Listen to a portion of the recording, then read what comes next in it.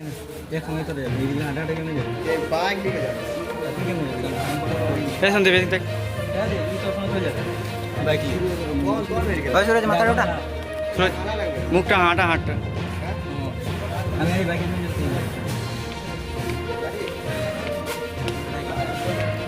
नहीं नहीं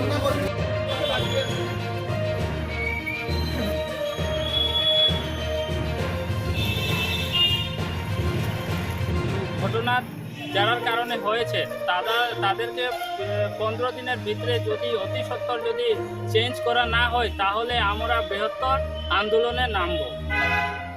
24-এ যে ঘটনা হয়েছিল মণিপুরিগুলো আইএর ছাত্রর সঙ্গে মারধর করেছিল, এই ম্যাটারে আমরা একটা স্মারকলিপি নিয়ে আমরা ডিসি স্যারের কাছে এসেছি। আমাদের ডিমান্ড হয়েছে যেমন পুরো ক্যাম্পাসে সিসিটিভি স্থাপন করা, ঠিক আছে। দ্বিতীয়টা হয়েছে এখানে বস্তি আছে মণিপুরের, এই রাস্তার টাচমেন্ট হয়ে রাজুবাড়ি যায় আর কি, এখানে মণিপুরি একটা বস্তি আছে, এই রাস্তাটাই ডাইভার্ট করে ওদেরকে অন্য একটা রাস্তা দেওয়া, এই স্কুল রাস্তার সঙ্গে মানে ডাইভার্ট করাটা আমাদের এইটুকু ডিমান্ড আছে। এরপরে যে এটার মধ্যে সামিল ছিল, যেমন টিচাররা শুনেও বলে শুনেছি যে ভিতরে ছিল স্যাররা, হ্যাঁ, বাইরে মারধর হচ্ছে স্টুডেন্টের সঙ্গে।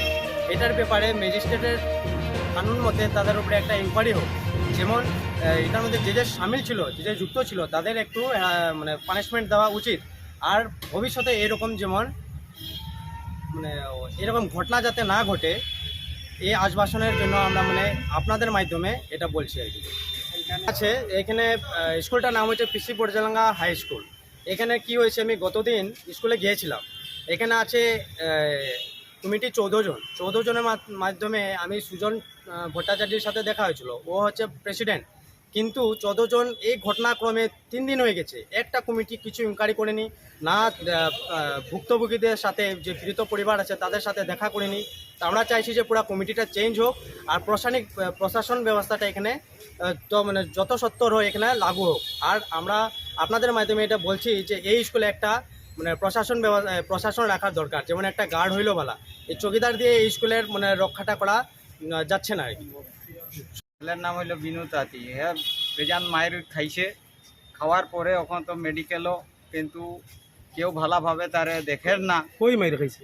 হ্যাঁ, কই মাইরে? স্কুলও স্কুল নাম তো পিসি হাই বর্জেলেঙ্গা হাই স্কুল, তো এই মায়ের খাইছে। এখন আমরা চাই যে